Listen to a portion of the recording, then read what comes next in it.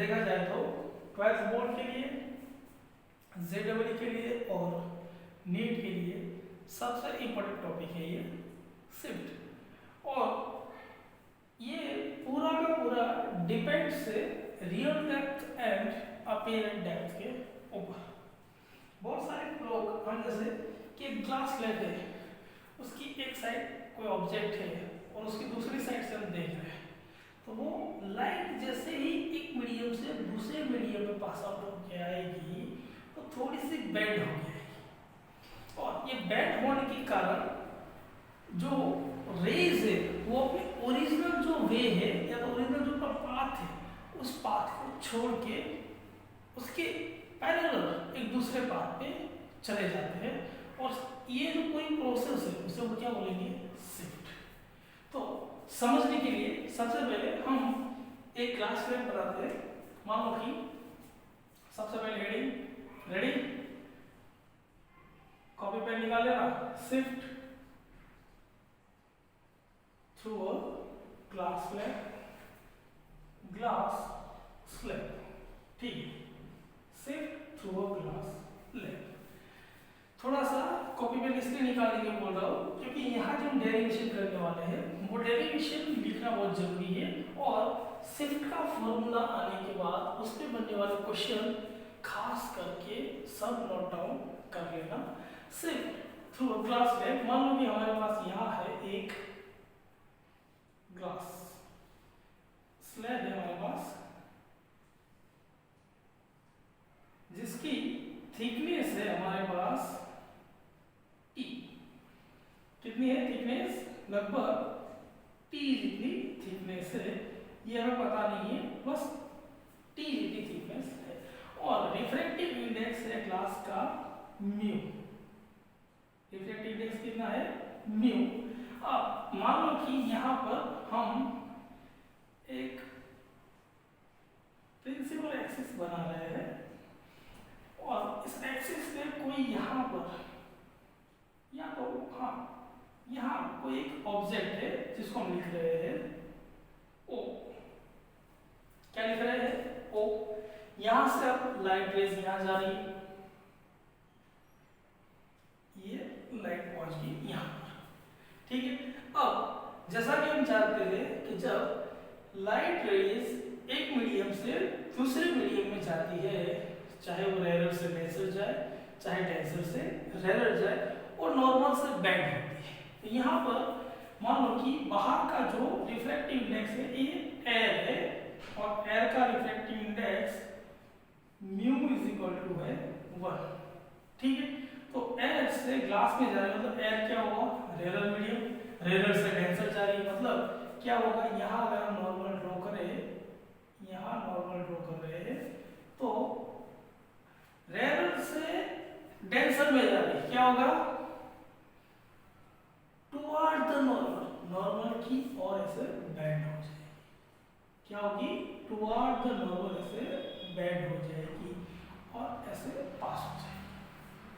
तो अगर इसका हम इमेज क्रिएट करें, मान लो कि हम यहाँ से ये फर्स्ट सरफेस से अगर एक मीडियम से दूसरे मीडियम की ओर लाइट अगर ट्रांसफर होके शिफ्ट हो रही है, या तो हम बोल रहे हैं कि ये मीडियम से दूसरे मीडियम में पास आउट हो रही है, तो यहाँ अगर हम इसको देख रहे हैं, ये हमारी आईज है, तो ये जो लाइट आई उसकी इमेज हमें कहाँ मिलेगी, यहाँ।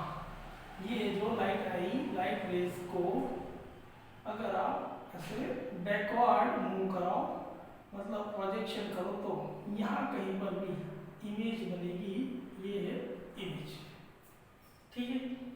ये वो फर्स्ट सरफेस के लिए, मतलब फर्स्ट सरफेस के लिए अगर हम real depth and apparent depth देखते हैं, तो यहाँ ऑब्जेक्ट है, मान लो कि ऑब्जेक्ट का जो ये डिस्टेंस है ये यहाँ से x है, तो ये इमेज कहाँ पर बनी, यहाँ। इमेज क्या बन रही है, यहाँ पर। अब लाइट फिर से यहाँ पहुंचने के बाद फिर से यहाँ अगर हम नॉर्मल ड्रॉ करें, तो यहाँ फिर से नॉर्मल से क्या होगी, अब डेंसर मीडियम से कहाँ जा रही है, यहाँ पर भी फिर से एयर है, एयर का refractive index mu is equal to 1 दिया हुआ है। तो फिर से डेंसर मीडियम से रेरर मीडियम में जा रही है, तो यहाँ रेरर से denser toward the normal, denser से रेरर अवे टू नॉर्मल, मतलब नॉर्मल से ऐसे अवे मूव हो जाएगी। समझ रहा है? लाइट ऐसे मतलब अवे, डेंसर से अवे मूव हो जाएगी और हम देख रहे हैं यहाँ से। तो क्या होगा, जो यहाँ पर हमें लाइट दिखाई दी उसकी इमेज कहाँ क्रिएट होगी, तो इमेज करीबन यहाँ ऐसे, यहाँ अगर कहीं पर देखा जाए तो ऐसे इमेज क्रिएट होगी। इसको अगर बैकग्राउंड मतलब वापस अगर रे डायमेंशन ड्रॉ करें हम, तो यहाँ पर कहीं इमेज क्रिएट होगी, मतलब यहाँ इमेज बन रही है आई एफ फाइव, ये आई वन ले लो, ये आई एफ, मतलब पहले सरफेस से जो हमें इमेज मिली थी वो आई वन थी, लेकिन बाहर जब दूसरे मीडियम से लाइट पास आउट होके निकली तब हमें क्या मिली, फाइनल इमेज मिली यहाँ आई एफ। समझ में आ रहा है? तो ये हुआ शिफ्ट, मतलब रियल लाइट कहाँ थी, यहाँ पर, लेकिन हमें कहाँ से दिखाई दे रही है, यहाँ पर। तो ये जो डिस्टेंस हुआ, ये डिस्टेंस, ये हुआ शिफ्ट, ये क्या हुआ, शिफ्ट। तो ये जो शिफ्ट हुआ, इस शिफ्ट को हमें काउंट करना है। ये इतना डिस्टेंस ऑब्जेक्ट रियल में है यहाँ पर, लेकिन दिखाई कहाँ दे रहा है, यहाँ पर, मतलब अगर बाहर से हम देखें तो ये लाइट यहाँ से आ रही है, ऐसे हमें दिखाई देता है। इस तरह का जो हमें एक इमेज मिलती है कि कहाँ से ऐसे देखेंगे तो कहाँ से आ रही है, यहाँ से आ रही है, ऐसे हमें दिखाई देता है। ये जो डिस्टेंस हुआ ये शिफ्ट हो गया है अपनी जगह से, अगर उसका पाथ देखा जाए तो। समझ गया? ये हुई शिफ्ट। अब शिफ्ट का फॉर्मूला क्या है, shift is equal to t into 1 minus 1 upon u, ये है इसका formula. Shift is equal to t into 1 minus 1 upon u. अब फॉर्मूला है, काउंट कर सकते हैं शिफ्ट कितना होगा कितना नहीं होगा, लेकिन प्रूफ डेरिवेशन, तो अब डेरिवेशन लेना है तो हम फिर से वही रियल डेप्थ अपीयरेंट डेप्थ वाले कॉन्सेप्ट पे जाएंगे, जो कि हमने पिछले लेक्चर में पढ़ा था। यहाँ हमारे पास फर्स्ट सरफेस है और ये है सेकंड सरफेस, मतलब दो बार हमें क्या मिल रहा है, रियल डेप्थ और apparent depth. Real depth and apparent depth मिल रहा है, तो दोनों सरफेस का अलग अलग देखते हैं क्या मिलता है हमें फाइनली। यहाँ फर्स्ट सरफेस के लिए, पहले फर्स्ट सरफेस के लिए देखा जाए real depth and apparent depth, तो फॉर्मूला क्या था, real depth and apparent depth का n2 upon n1 is equal to real depth upon apparent depth. ये फॉर्मूला था हमारा, याद होगा, किस किस को याद है, सबको याद है? हाँ, ये बहुत जरूरी फॉर्मूला है, बहुत सारे क्वेश्चन बनते हैं और बहुत सारी जगह पर काम आता है। तो n2 जहां से लाइट आ रही है उस मीडियम का रिफ्रैक्टिव इंडेक्स, n1 जहां पर लाइट जा रही है उस मीडियम का रिफ्रैक्टिव इंडेक्स। तो यहाँ n2 upon n1 is equal to real depth को हमने क्या लिखा था, कैपिटल डी, और अपीयरेंट डेप्थ को स्मॉल डी। ठीक है, तो n2 जहां से लाइट आ रही है, कहां से लाइट आ रही है, अगर फर्स्ट सरफेस के लिए देखा जाए तो ये हमारा ऑब्जेक्ट था और हमें इमेज कहाँ मिली थी, यहाँ फर्स्ट सरफेस, याद आया? मतलब हमने अगर यहाँ से देखा तो हमारा ऑब्जेक्ट ये था, मतलब ये जो डिस्टेंस है, ये वाला डिस्टेंस, ये है रियल डेप्थ। तो n1 कहाँ से लाइट आ रही है, ऐसे, यहाँ म्यू इज इक्वल टू कितना है, 1, तो यहाँ 1 अपॉन कहाँ पर लाइट आ रही है, n1, उसका रिफ्रैक्टिव इंडेक्स है म्यू, और रियल डेप्थ कितना है, इज इक्वल टू x, और अपीयरेंट डेप्थ d। अब ये जो इमेज यहाँ पर पड़ी, ये हमें पता नहीं है तो अभी नहीं जाएगा पता कितना होगा d is equal to mu x. d is equal to कितना बना म्यू एक्स। तो यहाँ से लेके यहाँ डिस्टेंस है कितना बन गया म्यू एक्स। समझ में आया? अब सेकंड सरफेस की ओर चलते हैं। सेकंड सरफेस में n2 upon n1 is equal to capital D upon small d। n2 अब ये सरफेस की अगर बात करें तो लाइट कहाँ से आ रही है? अगर ये सरफेस पे अगर देखा जाए तो लाइट कहाँ से आ रही है? ग्लास स्लेब के अंदर से। तो इसका रिफ्लेक्टिव इंडेक्स जहां से लाइट आ रही है n2 कितना है म्यू अपॉन n1। कहाँ लाइट आ रही है? जहां पर लाइट आ रही है। कहाँ आ रही है? ए। तो कितना होगा 1। और d मतलब अगर सेकंड सरफेस के लिए देखा जाए तो इसका इमेज ओरिजिनल इमेज क्या था? जहां से लाइट आ रही थी ये जो पहली इमेज बनी थी वो दूसरे सरफेस के लिए क्या बन जाएगी? Virtual object. क्या बन जाएगी? Virtual object. ये दूसरे सरफेस के लिए क्या बनेगी? Virtual object. तो दूसरे सरफेस का ऑब्जेक्ट डिस्टेंस मतलब रियल डेप्थ कितना है? Mu x. म्यू एक्स होगा कहां से? डिस्टेंस कहां से मेजर करते हो? सरफेस से। कहां से? सरफेस से। तो म्यू एक्स कितना होगा? और ये मतलब टोटल डिस्टेंस हुआ यहां से लेके यहां तक। तो कितना होगा? Mu X plus T. तो हमें मिला म्यू एक्स प्लस टी और अपीयरेंट डेप्थ डी। अगर डी को यहाँ ले जाए तो डी इज इक्वल टू क्या होगा? Mu X plus T upon mu. ये हुआ अपीयरेंट डेप्थ। मतलब ये अपीयरेंट डेप्थ किसकी आएगी?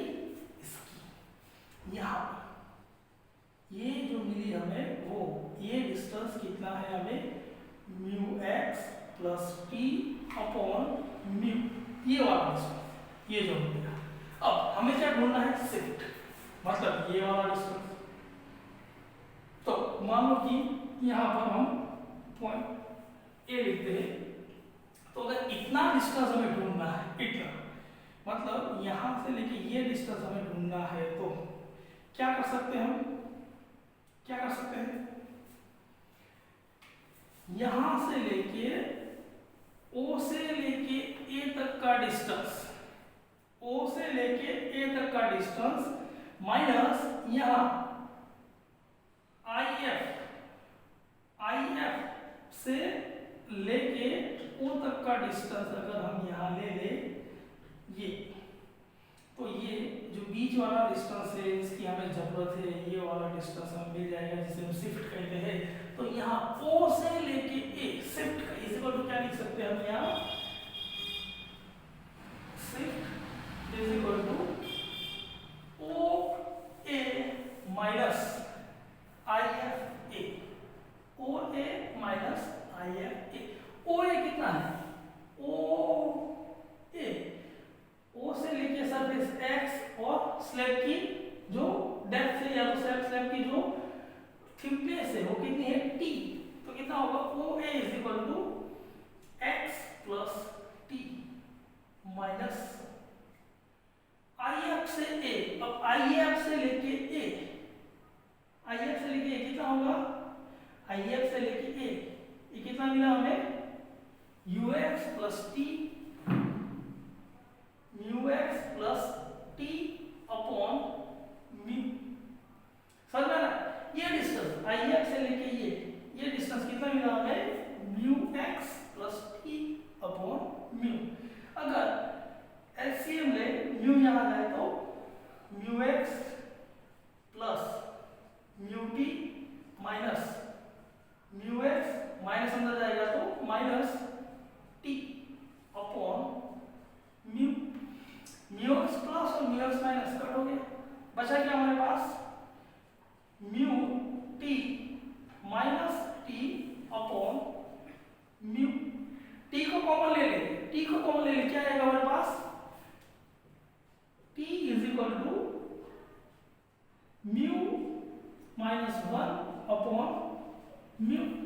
इसको अगर हम और इक्वेशन के थ्रू आगे चले तो नेक्स्ट स्टेप क्या होगा, t is equal to t into mu से म्यू डिवाइड करेंगे 1 माइनस 1 अपॉन म्यू। ये हो गया शिफ्ट s का फॉर्मूला। ये देखो सबसे पहले हमने लिख के रख दिया था t is equal to 1 s is equal to t into 1 minus 1 upon mu. अब म्यू क्या है, refractive index of slab. Mu क्या है, रिफ्रैक्टिव इंडेक्स ऑफ स्लैब। और टी क्या है, थिकनेस ऑफ स्लैब। मतलब सबसे जरूरी बात यह अगर देखी जाए तो ऑब्जेक्ट कितना दूर है, एक्स डिस्टेंस, इसका कोई लेना देना है नहीं। मतलब distance of the object doesn't matter in the shift. समझ में आ रहा है? मेन क्या चाहिए हमें, T thickness of the slab और mu refractive index of the slab. लेकिन ये कब पॉसिबल होगा, ये फॉर्मूला जब स्लैब के दोनों साइड क्या होगी, एयर। स्लैब के दोनों साइड अगर एयर है तो ही ये फॉर्मूला वैलिड है, वरना ये फॉर्मूला वैलिड होगा नहीं। तो क्वेश्चन में सबसे पहले आपको ये देख लेना है कि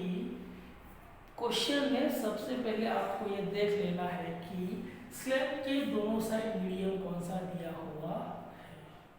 अगर एयर नहीं है तो ये फॉर्मूला काम आएगा नहीं। उसके लिए दूसरा फॉर्मूला है जो कि मैं आपको बता दूंगा अभी। सबसे पहले अगर ये पूरा देख लिया हो तो इसको नोट डाउन कर लीजिए। मेन डेरिवेशन नोट डाउन करना जरूरी है ताकि आपके दिमाग में ये प्रॉब्लम क्रिएट ना हो कि फॉर्मूला आया कहाँ से। फर्स्ट सरफेस से हमने real depth and apparent depth का फॉर्मूला लगाया, n2/n1। n2 मतलब जहां से लाइट आ रही है, n मतलब जहां पर लाइट आ रही है, और d क्या है, real depth capital D, apparent depth क्या है, स्मॉल d। अब पहले सरफेस के लिए अगर देखा जाए तो लाइट कहां से आ रही थी, एयर से, तो एयर का रिफ्रैक्टिव इंडेक्स 1। कहां आ रही थी, ग्लास स्लैब के अंदर, तो उसका रिफ्रैक्टिव इंडेक्स म्यू। और ऑब्जेक्ट कहां था हमारा, x डिस्टेंस में, तो रियल डेप्थ कितनी है, x। लेकिन अपीयरेंट डेप्थ अगर देखा जाए तो d क्या होगा, म्यू x। ये फर्स्ट सरफेस की बात है। सेकंड सरफेस, जब सेकंड सरफेस की बात आती है तो ये यहाँ से लाइट शिफ्ट होके जो जा रही है, मतलब यहाँ पर कहीं इमेज क्रिएट हो रही है, IF फाइनल इमेज। दोनों सरफेस के पार करने के बाद फाइनल इमेज यहाँ बन रही है, तो ये IF हमें फाइंड आउट करना है, इमेज कहाँ बन रही है। लेकिन सेकंड सरफेस के लिए जो फर्स्ट सरफेस की इमेज बनी थी वो क्या बनेगी, वर्चुअल ऑब्जेक्ट। और वर्चुअल ऑब्जेक्ट बनने के कारण सेकंड सरफेस के लिए रियल डेप्थ कितनी बन जाएगी, ux प्लस t। यहाँ तक पूरा समझ आया। तो सेम हमने वही लिखा ux प्लस t, और ये अपीयरेंट डेप्थ फाइंड आउट करी है। अब यहाँ n2 कहाँ से लाइट आ रही थी, स्लैब से। हम स्लैब के आर पार नहीं देख सकते, स्लैब की इस साइड देख रहे हैं, मतलब स्लैब के अंदर लाइट आई और स्लैब के अंदर से हमारे पास आ रही। तो कहाँ से आ रही थी, स्लैब से। स्लैब से आई तो n2 मतलब इसका रिफ्रैक्टिव इंडेक्स म्यू। कहाँ गई, एयर में, तो एयर का रिफ्रैक्टिव इंडेक्स 1। दोनों को पुट डाउन किया, d मिला। अब दोनों रियल डेप्थ अपीयरेंट डेप्थ मिलने के बाद हमने क्या किया, देखा कि शिफ्ट कहाँ हुआ है, इतना। मतलब अगर यहाँ O से लेके A तक का पूरा डिस्टेंस लिया जाए और उनमें से जहाँ इमेज बनी वहां से लेके A तक का पूरा डिस्टेंस लिया जाए और उसको माइनस किया जाए, तो हमें बीच वाला जो डिस्टेंस शिफ्ट मिल जाएगा। O से लेके A तक का distance O x plus t, देखो लिखा हमने x प्लस t, माइनस करना है। मतलब IF से A, तो IF से A हमें कितना मिला था अभी, ux plus t upon mu x plus t। और इसको डेरिवेशन को सोल्व किया तो हमें ये मिला shift is equal to t into 1 -1/μ। अब शिफ्ट थ्रू ग्लास स्लैब के लिए थोड़े से जरूरी पॉइंट्स, अगर क्वेश्चन उस पॉइंट्स पे रिलेटेड है तो ही आपको ये फॉर्मूला लगाना है। तो कौन कौन से जरूरी पॉइंट्स से इंपॉर्टेंट नोट्स है थोड़ा सा देख लीजिए। सबसे पहला है कि medium both side of slab should be same. अगर दोनों साइड का मीडियम सेम नहीं है तो ये फॉर्मूला कोई काम का नहीं है। मतलब यहाँ एयर है तो यहाँ भी एयर होनी चाहिए, यहाँ वाटर है तो यहाँ भी वाटर होना चाहिए, यहाँ कोई और है मटेरियल जिसका रिफ्रैक्टिव इंडेक्स जो भी है तो यहाँ पर भी सेम मटेरियल होना चाहिए, तब जाके ये होगा। दूसरा point, object distance doesn't matter in the shift. Object distance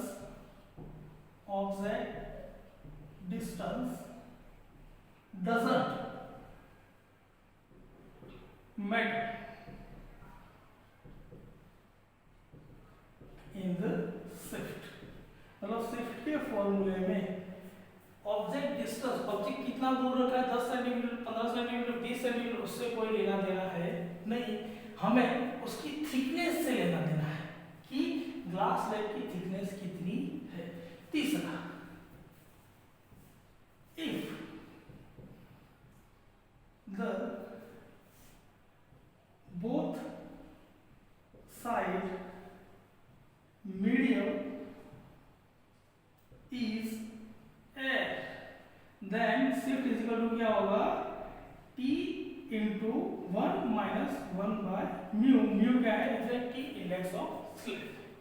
लेकिन अगर मैंने बोला था अगर ये एयर नहीं है तो ये फॉर्मूला नहीं लगेगा, तो कौन सा आएगा? If the both side medium is not air, मतलब एयर नहीं है, तो क्या होगा? Shift is equal to T1 minus refractive index of surrounding upon mu refractive index of slab. ये फॉर्मूला लगेगा। मान लो कि यहाँ रिफ्रैक्टिव इंडेक्स दोनों साइड मान लो कि म्यू इज इक्वल टू 2 है और यहाँ पर भी म्यू इज इक्वल टू 2 है, तो फिर यहाँ पर 1 की जगह पर क्या लगेगा?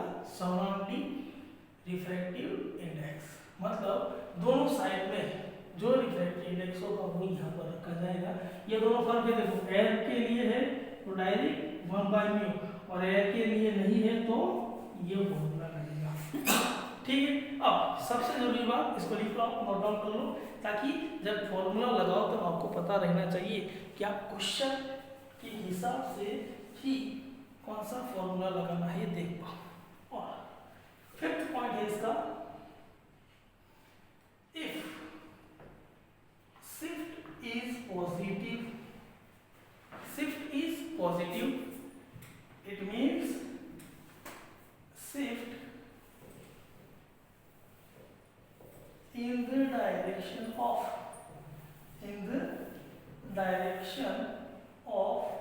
Incident ray. मतलब क्या हुआ कि अगर शिफ्ट आपको पॉजिटिव मिलता है तो इसका मतलब शिफ्ट कहाँ आएगा? इंसिडेंट रे की डायरेक्शन में। मतलब इंसिडेंट रे कैसे जा रही है तो शिफ्ट भी इसी तरफ जाएगा। समझ में? और सिक्स्थ पॉइंट है हमारा, इफ S is negative, अगर हम ये नेगेटिव मिलता है शिफ्ट हमको, तो इसका मतलब क्या है? Shift in the opposite direction of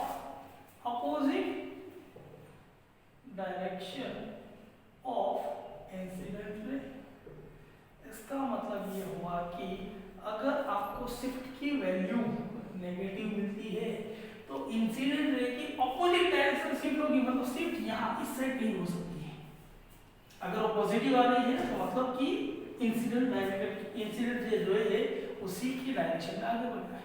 तो ये सारा नोट डाउन कर लीजिए, ठीक से लिख लेगा ताकि आपको पता चले कि शिफ्ट कितना मिला है, कैसे मिला है, इसका रेट लाइन जब बनाना है या तो आपको इमेज क्रिएट करना है तो आपको पता चले कि ये पॉजिटिव होगी या negative.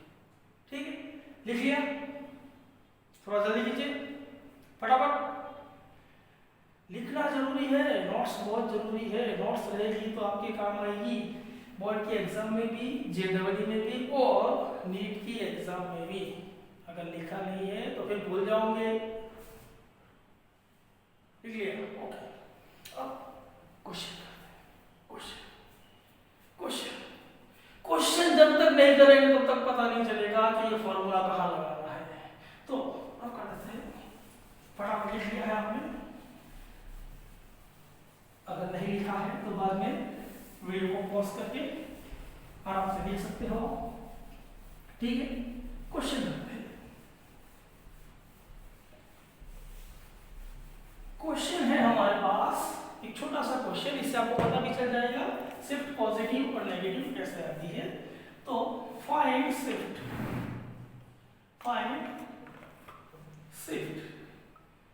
If the thickness of glass slab is 10 centimeter and the refractive, या तो फिर लिख सकते हैं and the both side medium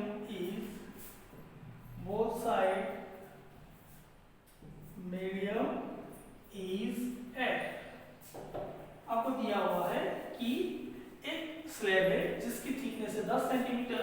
मान लो कि ये है हमारे पास स्लैब और इसकी थिकनेस कितनी दी है 10 सेंटीमीटर और रिफ्रैक्टिव इंडेक्स बोथ साइड कौन सा मीडियम है एट, मतलब यहाँ पर म्यू इज इक्वल टू क्या है 1 और यहाँ पर भी म्यू इज इक्वल टू क्या है 1। यहाँ से ऐसे लाइन आ रही है, मतलब ये हमारा एक नॉर्मल ड्रॉ किया। यहाँ कहीं पर भी ऑब्जेक्ट है, मान लो कि ऑब्जेक्ट डिस्टेंस आपको दिया हुआ है, ऑब्जेक्ट डिस्टेंस इज 20 सेंटीमीटर।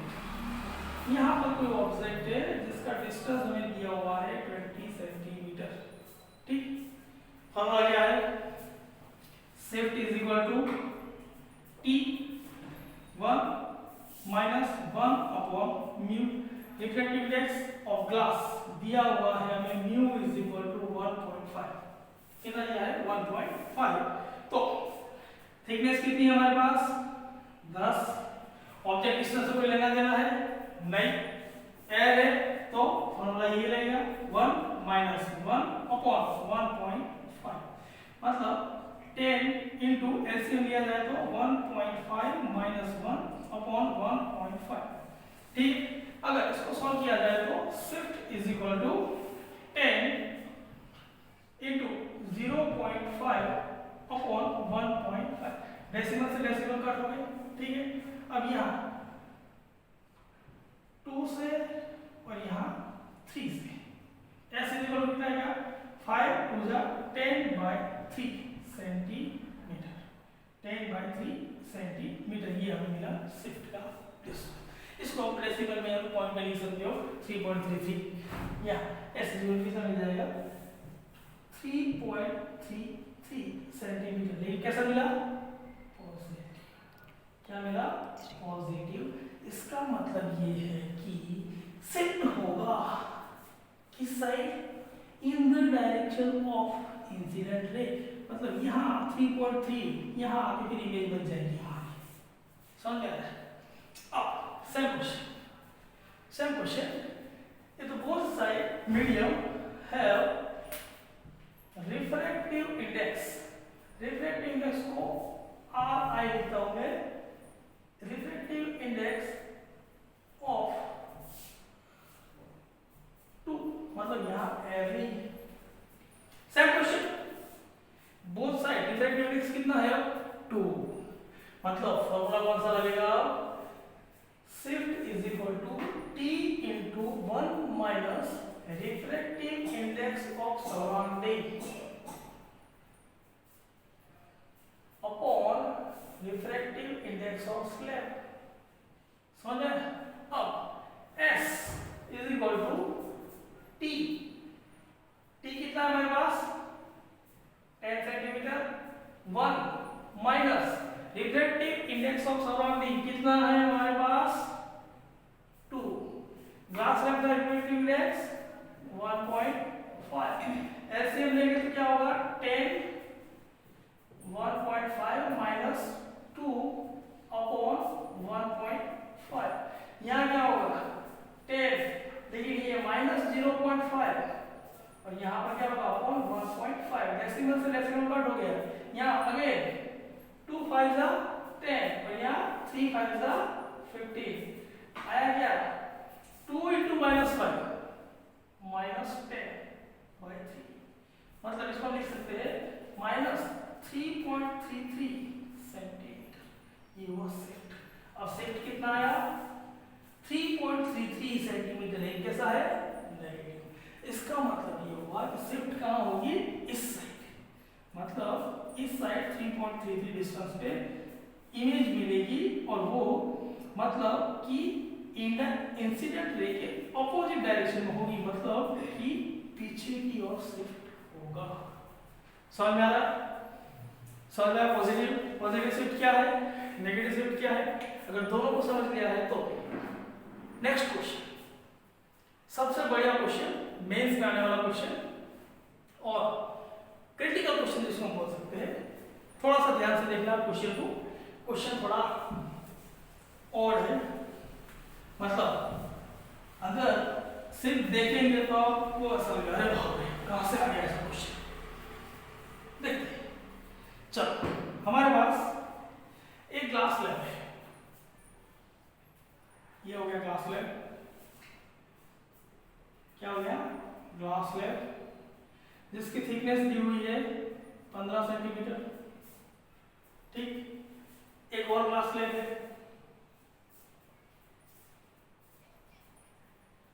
जिसकी थिकनेस दी हुई है हमें 10 सेंटीमीटर, ठीक।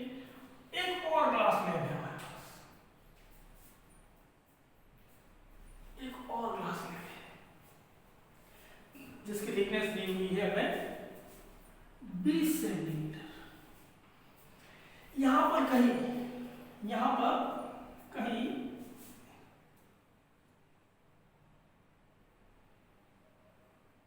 25 सेंटीमीटर दूर एक ऑब्जेक्ट रखा हुआ है, कितना 25 सेंटीमीटर दूर। तो अब यहां से बंदा को यहां देख रहा है, 3 ग्लास स्लैब है और तीनों ग्लास स्लैब के बाद कोई बंदा यहां से देख रहा है और ये मतलब जो बीच में डिस्टेंस है, ये डिस्टेंस है 10 सेंटीमीटर, यहां पर भी है 10 सेंटीमीटर और उसके बाद यहां देख रहा है। तो अब यहां शिफ्ट क्या होगा, अगर इस तरह के क्वेश्चन आप करने लग गए, ऐसे क्वेश्चन आप अच्छे से करने पाए तो समझ लो आपका हो गया क्या क्या क्या हो गया, क्वेश्चन हो गया। मेंस में आपका क्वेश्चन आराम से हो जाएगा, नीट में आप अच्छे से क्वेश्चन कर पाओगे। तो अगर इसका बेसिक तरीका देखा जाए, बेसिकली अगर आपको सॉल्व करना है तो कैसे सॉल्व करोगे आप,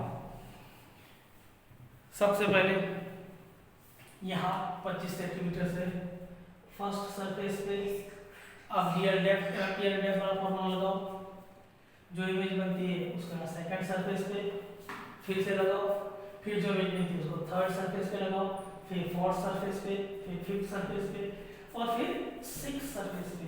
अगर इस धीरे सारे रियल डेप्थ अपीयर डेप्थ गिनते आओ तो लास्ट में आपको ये मिल जाएगा। समझ आया? लेकिन ये तो बहुत लेंथी हो जाएगा, तो ये लेंथी हो रहा है तो फिर क्या करें, यहां से देखना है, ये आंख है हमारी, मतलब दिख पाएगी कि नहीं, तो इसके लिए सबसे पहले अगर इसको शॉर्टकट से देखना है तो shift is equal to formula है shift of first slab plus shift of second slab plus shift of third slab. बीच में कितना डिस्टेंस है डजंट मैटर, बीच में कौन सा मीडियम है डजंट मैटर, लेकिन मेन बात यह है कि जो भी मीडियम हो, मान लो कि यहाँ एयर है तो यहाँ पर भी एयर ही होनी चाहिए, यहाँ पर भी एयर ही होनी चाहिए और यहाँ पर भी एयर ही होनी चाहिए। मतलब ऐसा नहीं होना चाहिए यहाँ एयर है यहाँ वाटर है फिर यहाँ वाटर है यहाँ अलग अलग है तो प्रॉब्लम, तो फिर इसी बेसिक फॉर्मूले से जाना पड़ेगा। लेकिन अगर सारे मीडियम बीच में सेम है, ग्लास स्लैब की थिकनेस चाहे अलग अलग हो तो क्या होगा, सबसे पहले S1 कितना T1 माइनस 1 अपॉन म्यू। अब ग्लास स्लैब सबका ग्लास स्लैब का यहाँ पर हमें म्यू दिया हुआ है 1.5, यहाँ पर भी म्यू इज इक्वल टू 1.5 और यहाँ पर भी म्यू इज इक्वल टू 1.5, मतलब सारे ग्लास एक जैसे है। तो T पहले ग्लास के लिए पहले स्लैब के लिए क्या होगा, T थिकनेस कितनी है 15, 1 माइनस 1 अपॉन 1.5 क्या होगा 15 एलसीएम लिया 1.5 माइनस 1 अपॉन 1.5, ठीक है। तो 15 इंटू 0.5 अपॉन 1.5 डेसिमल से डेसिमल कट हो गया, 15 से 15 कट गया, बचा हमारे पास 5 सेंटीमीटर प्लस क्या आया प्लस। अब same S2 is equal to क्या आएगा T1 माइनस 1 अपॉन म्यू। तो T कितना है सेकंड स्लैब का थिकनेस 10, तो यहाँ लगा दिया 10, 1 माइनस 1 अपॉन 1.5 एलसीएम लिया 10, 1.5 माइनस 1 अपॉन 1.5 कितना होगा 10 इंटू 0.5 अपॉन 1.5 डेसिमल से डेसिमल कट। यहाँ अगेन क्या होगा 5 टू जा 10 एंड 5 3 जा 50, तो ये हुआ 10 प्लस 3 ये पॉजिटिव। S3 इसी तरह S3 काउंट करेंगे हम, S3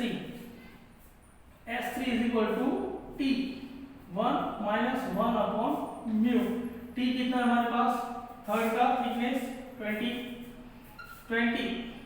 1 माइनस 1 अपॉन 1.5 क्या होगा 20 एलसीएम लेंगे 1.5 माइनस 1 अपॉन 1.5 आएगा हमारे पास 20 इंटू 0.5 अपॉन 1.5 डेसिमल से डेसिमल कट हो गया, 5 4 जा 20 और यहाँ 5 3 जा 15, तो ये क्या होगा 20/3।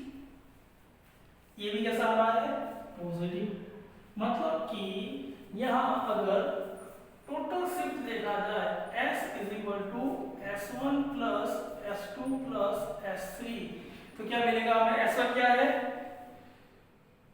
5 प्लस S2 कितना मिला हमें 10/3 और 20/3 एलसीएम लिया कितना होगा 15 प्लस 10 प्लस 20/3 कितना होगा 25 और ये 45/3 सेंटीमीटर कैसा होगा पॉजिटिव, करेक्ट।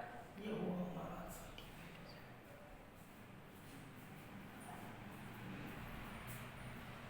45 15 25 22 45/3 इसको आप डिवाइड कर सकते हो, मतलब डिवाइड करके डेसिमल में आएगा आपका आंसर, ये भी आप लिख सकते हो। तो ये हुआ इस तरह के क्वेश्चन का सॉल्यूशन। कैलकुलेशन में देख लेना थोड़ा सा और ये इसको अच्छे से लिख लेना। इस तरह के क्वेश्चन आपको क्या देखना है मेन कि अगर स्लैब की थिकनेस क्या है ये पता होनी चाहिए और ये सारे मीडियम मतलब स्लैब के आसपास सारे मीडियम कैसे होने चाहिए, एयर होने चाहिए, वो कितनी दूरी पर है उससे कोई मतलब है नहीं, कितना डिस्टेंस है उससे कोई मतलब है नहीं। तो ये फॉर्मूला है, इस फॉर्मूले को आप अच्छे से लिख लो और इसके बारे में अच्छे से अच्छे क्वेश्चन आप सॉल्व कर सकते हो। नेक्स्ट लेक्चर में हम पढ़ेंगे मैग्निफिकेशन ऑफ मिरर।